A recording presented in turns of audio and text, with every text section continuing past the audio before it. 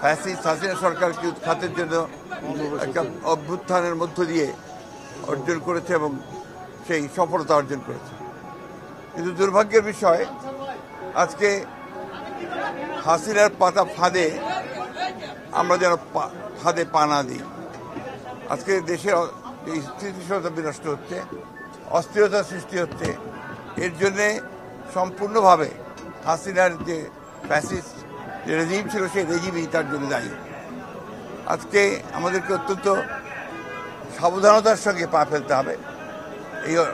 এই যে সফলতাকে আমাদেরকে সফল করতে হলে আমাদেরকে অত্যন্ত ধীরে ধীরে এগোতে হবে।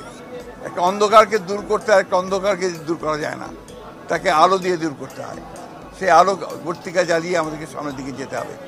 আমরা সংশ্লিষ্ট সকলের কাছে আহ্বান জানাতে চাই যে সবাই একযোগে ঐক্যবদ্ধ হয়ে এই দেশের স্বাধীনতা সার্বভৌমত্ব রক্ষা করার জন্য, স্থিরতা রক্ষার জন্য, ফ্যাসিস্টদের বিরুদ্ধে গণতন্ত্রকে প্রতিষ্ঠা করবার জন্য তাদের কাজ অব্যাহত রাখবে।